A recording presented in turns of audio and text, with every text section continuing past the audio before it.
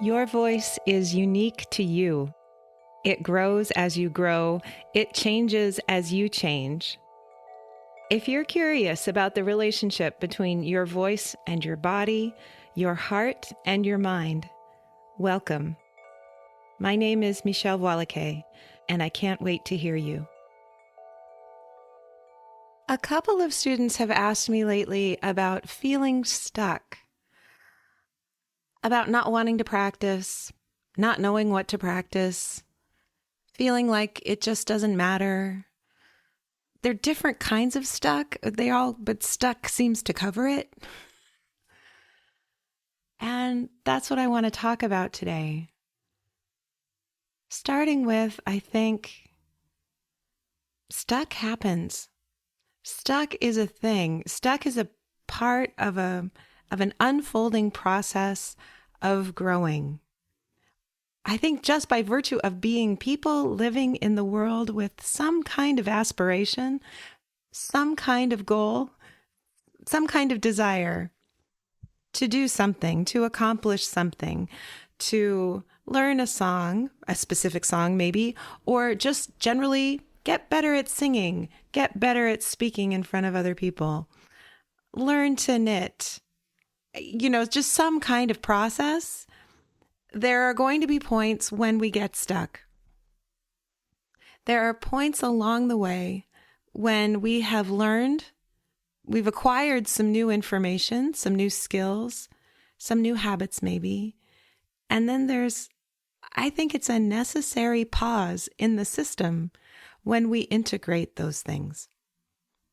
So I want to begin by saying that stuck is not always evidence of a problem, but is a sign that you are integrating. You're solidifying a newer version of yourself. You can be stuck and nothing can be the matter. Everything can be as it should be. That's maybe the first question to ask yourself. Am I burnt out? Am I stuck because it's just time for a break? And that could be a break for a day, for an hour, for a week, a month. I think asking yourself the question, do I just need a break? And listening to your body's answer. Do your shoulders relax a little bit? Does your heart kind of sigh? Do you feel like a little better immediately? Do I need a break? Oh yeah, I need a break. Take a break. Well, ask yourself, since that question worked, try another one. What kind of a break do I need? How long of a break? What would be fun? What do I need instead of this thing that I'm pushing at, striving at? What do I need instead? And see where that gets you. There are other kinds of stuck that are not about needing a break, but needing a path, needing a sign, needing a clue. What should happen next? When it comes to singing, I feel it's worth, getting a little geeky about what sound making is. Sound making is a continuum. The smallest singing kind of sound we can make is a hum. And when you're humming, you want to be sure your back teeth are apart and that your lips are gently together. You're not pressing on them. And you might try sucking in your cheeks a little bit. So the whole thing might look like what I call surprised old lady face. When the old lady is also a supermodel, sucking in her cheeks. So that humming is the smallest sound our voices can make. After that, the next biggest step is to make a vowel sound. So, for example, an ah. Ah. So the hum, ah. I'm awing in the same kind of space as I was humming. My teeth are apart. My cheeks are relaxed. My mouth is in as much of an oval shape as it can be. And the tip of my tongue is lightly against my bottom teeth. And I'm just making an ah sound. Ah. And you can do the other vowels. E, O, U, E, A, There's a variety for you to try out. And then the next thing along the sound making continuum would be adding in other phonemes, would be adding in consonants. So la, la, la, la, la. For example, sticking an L at the beginning of everything.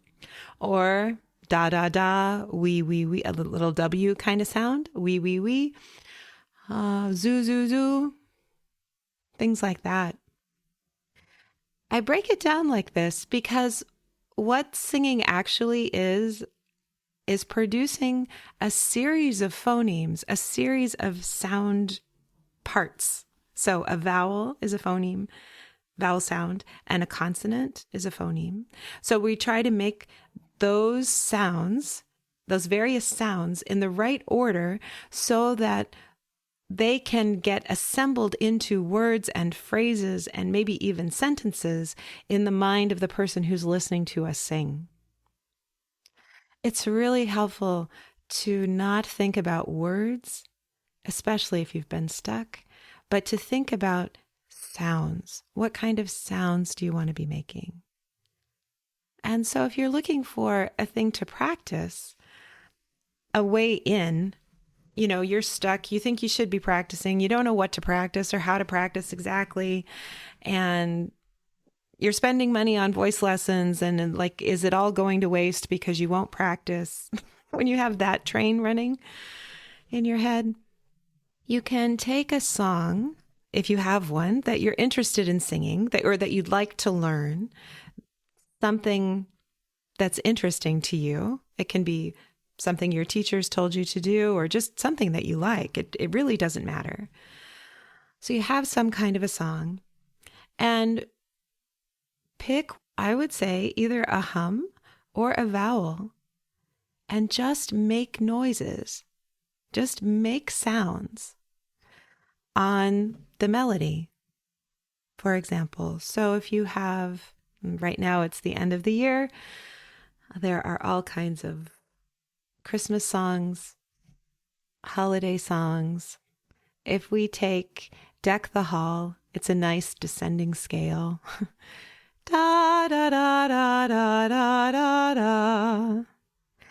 And just hum that, maybe.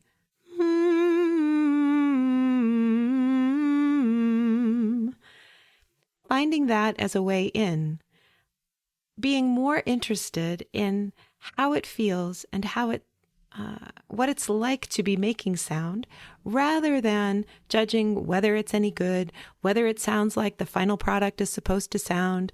Take all the goals off of it and let your attention be just making sound. I'm just going to make sound.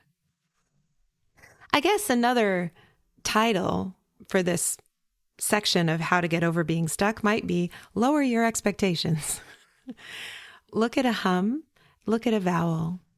You can alternate vowels. So I just da, but you can also wee, oh, wee, oh, wee, oh, wee, oh. I'm just alternating vowels. That also works. It's great for your brain.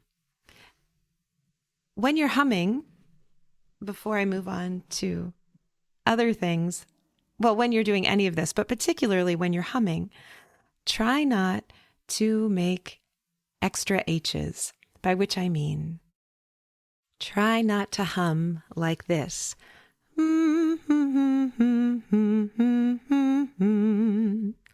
Where you're trying to make every note distinct.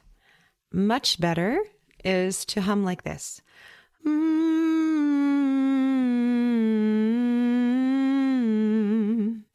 It may feel really loosey-goosey.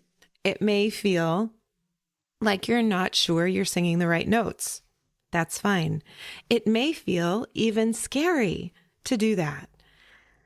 And you may have to slow things way, way down to connect one note to another in a sliding kind of way. You may have to go,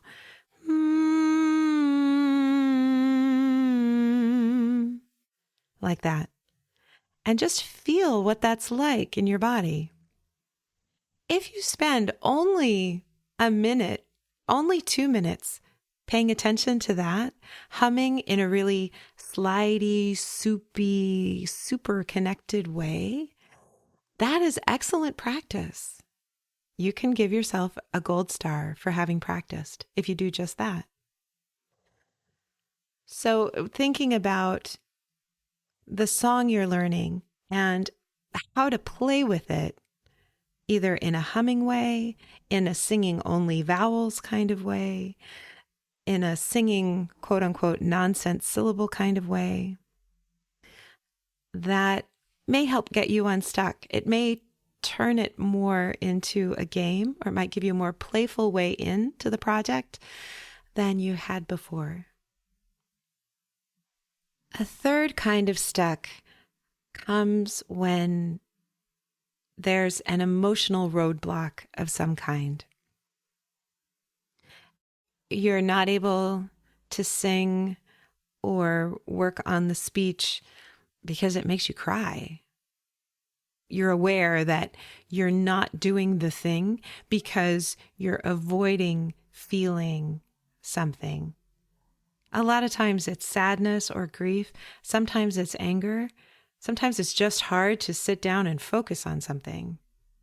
Your attention is being pulled in some other kind of direction. And it doesn't really have to do with the singing or the speaking so much. It doesn't have to do with the project, but something else that's pulling your attention. Again, it's worth saying, grief is normal. Feelings are normal. Feelings happen. Distractions happen. It doesn't mean necessarily that anything's gone wrong. And if you're feeling compelled to move through it, a good way to deal with that is to try to name the thing that is up for you and to pour it a cup of tea and to sit down with it and say, hey, sadness, what do you have to tell me? Engage in an inner dialogue, but I do recommend that you write down what sadness has to tell you and see if you can get some more information about what's happening, about what's distracting you, about what's putting up a roadblock, about what the feelings are about. I find that going for a walk is really, really useful. When I feel stuck and I'm not practicing, or I'm not working on the thing I need to work on, going out for a walk and just asking, what are all the things that are around this resistance I'm having? Being it physically in motion helps those ideas, those feelings come to the surface in a way that, so that at least I can acknowledge them. At least now I learn that they're there. Before I go for a walk, before I do anything to engage the part that's stuck, it's just in my consciousness, like a deep, dark fog, or something that's fuzzy and ambiguous, not necessarily black, but like there's no light. It's like a dark spot. It's like a blind spot in the car that I can't see around. But once I get my body moving, once I get some open-hearted, compassionate questions going, it can move. It can reveal itself. And I at least feel clearer about what's going on. And often by the end of the walk, I'm ready to work on the piece of music that I need to work on. I'm ready to do something about it, something on it. And how I work on things is very much like I just described, with humming, singing on single vowels, writing down all the words, writing the lyrics out like a poem, like you'd find them online maybe, or in liner notes. But then also writing the words out, if the piece lends itself, in sentences. So taking out the line breaks and just looking for the sentences. And so I'm not vocalizing at all, but I am working. I'm integrating part of the song into my brain and body in a different way. And that's progress. That indeed is progress. Sometimes we get stuck. We notice we feel stuck. And then when I think back,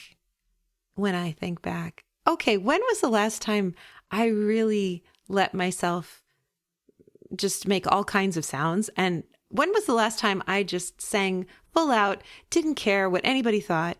When was the last time I did this and I didn't care about the outcome? Like the kind of singing you do when you're in the shower, when you're in the car, when you're doing dishes, when maybe people are listening, but you don't really care. Or if they are listening, you hope they're stunned. You know, when there's a little bit of chutzpah about you. When was the last time that happened? You know, and it may be a while. But when did it happen? Where were you when that happened? Were you in the shower? Were you in the car? Were you doing dishes? Were you on a walk? Were you in the woods? Were you at the ocean? Where were you? And can you transport yourself back there, literally, or in your imagination, and be there again? Sometime when you're not stuck, a really good habit to develop is to notice when things are going really well, when you feel good, when it's just good. It's just like you'd imagined, whatever it is that you're doing. You could be baking bread, doesn't have to be using your voice at all.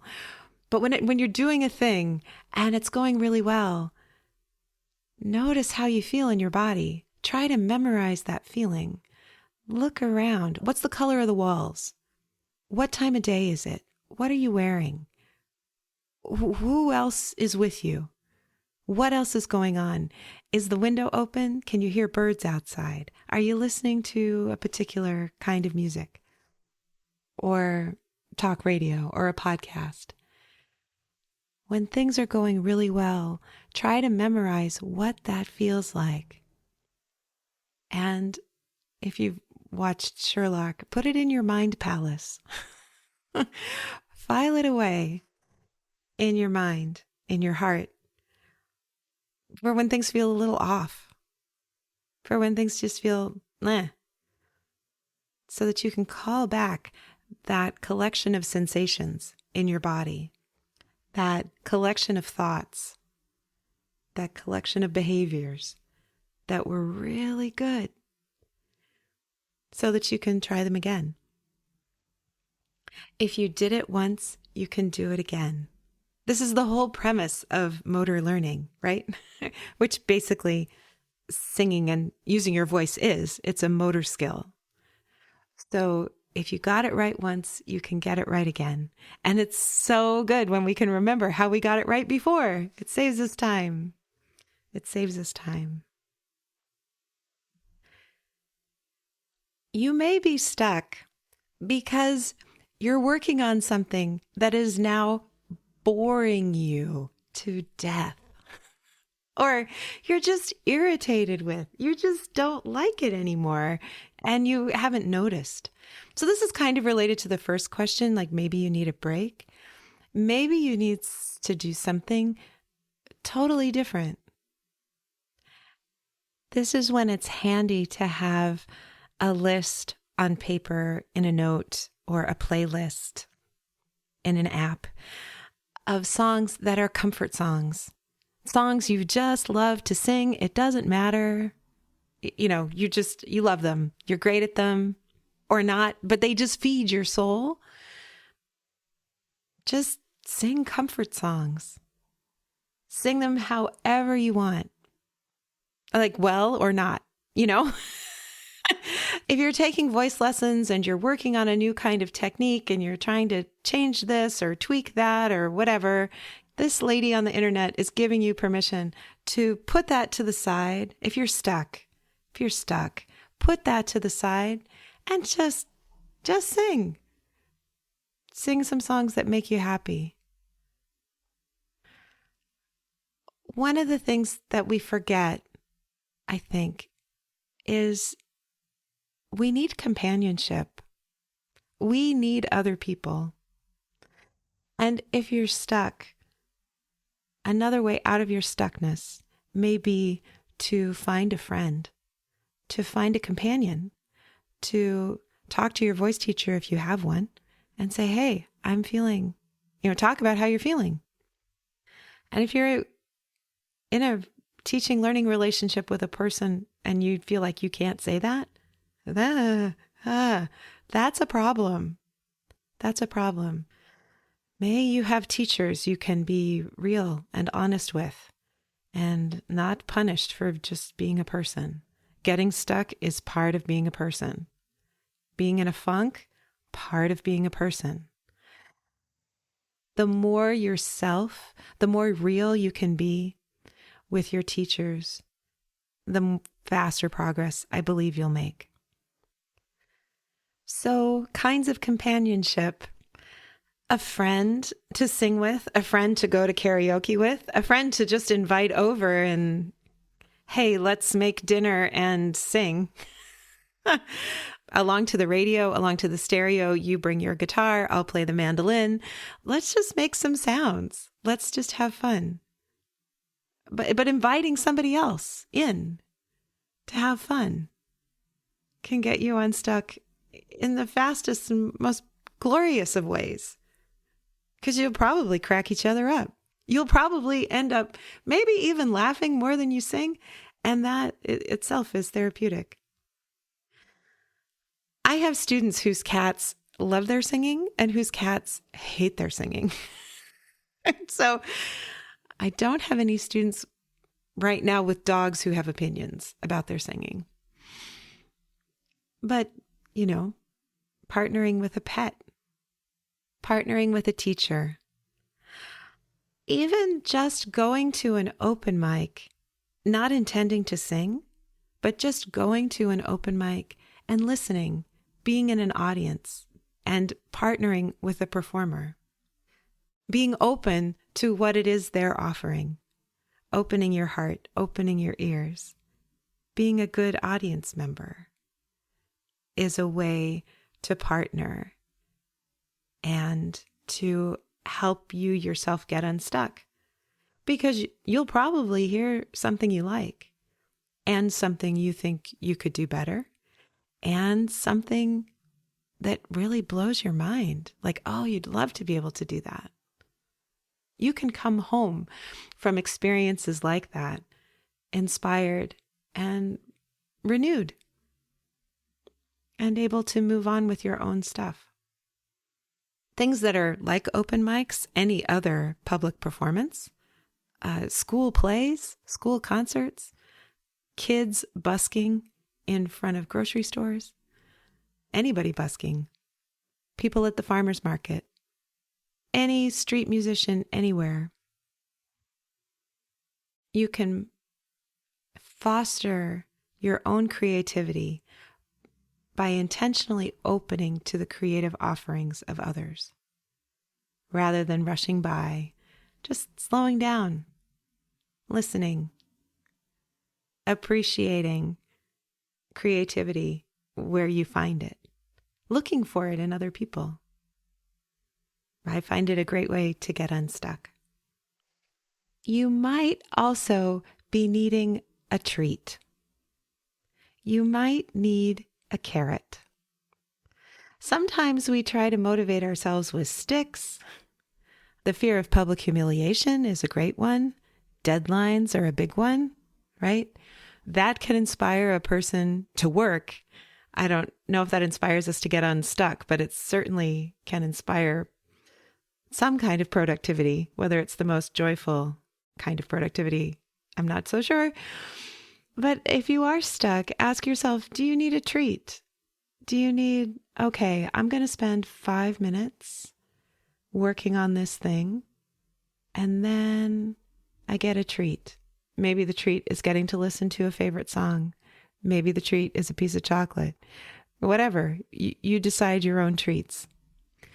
And you know what you need to do to deserve them. I think, honestly, 5 minutes of attention paid to how you're using your voice or learning a bit of a song, that's enough to deserve a reward. You don't have to put in 4 hours, even 2, right?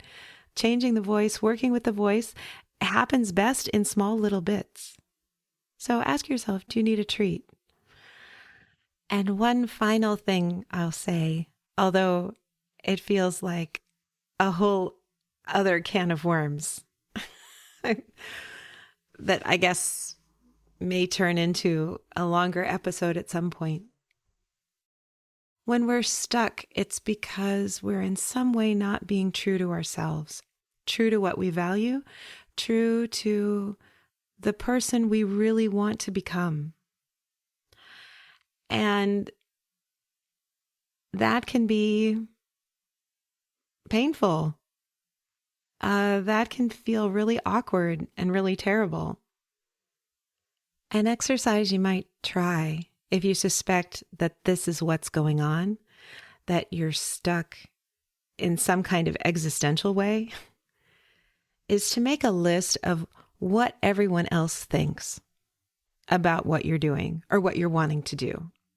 Just take an inventory of all the voices in your head, from things that real people have said to you and things that you think that they would say to you, what your 5th grade teacher would think about what you're doing, what the high school counselor would think about what you're doing or trying to do. Just make a list of everybody else's opinion so that you can have it in front of you and separate it from your own opinion, just to put some distance between what you think and what you think everybody else thinks. And notice how different those things may be. Notice how much attention you may have been paying to what other people think and not to what you think. So after you write down, everybody else's opinion about what you're doing, what everybody else thinks of your life, your choices, your job, the state of your home, make a list of what you think about that. What do you think about this project? What do you think about your voice? What do you think about the song? What do you think about your job? What do you think about your vacation plans? What do you think about it? Just you. And how does it relate? So the project that you're stuck on, how does your singing, how does your speaking relate to the person you want to become? Is it that you want more creativity in your life? And this is a way to express your creativity? Do you want more connection in your life?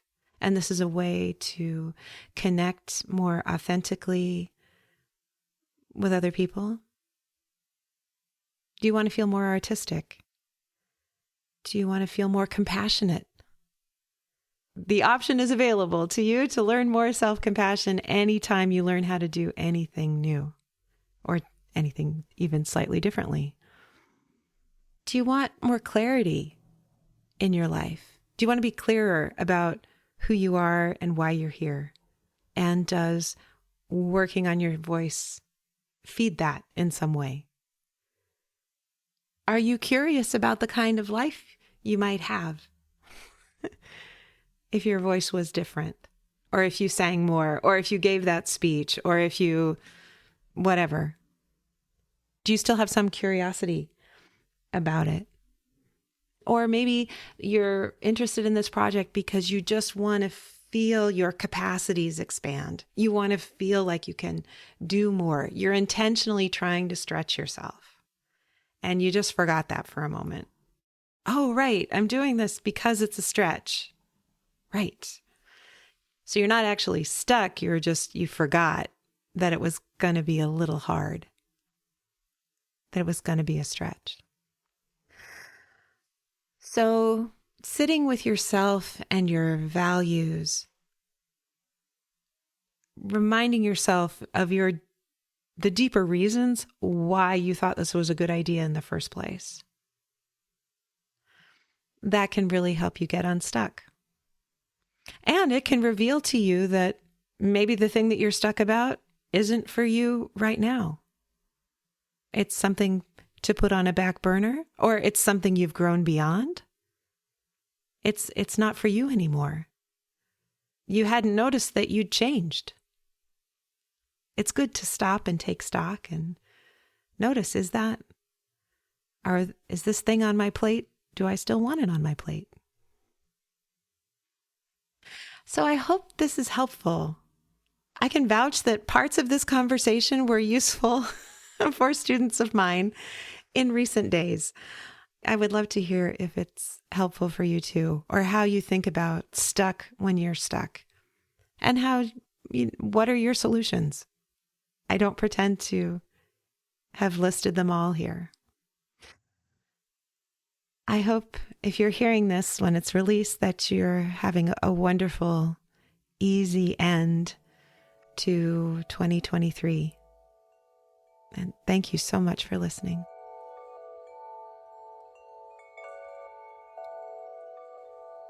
If you enjoyed today's episode, please rate and review on Apple Podcasts or wherever you listen.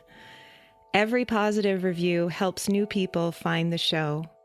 Subscribing ensures you'll learn about new episodes as soon as they come out.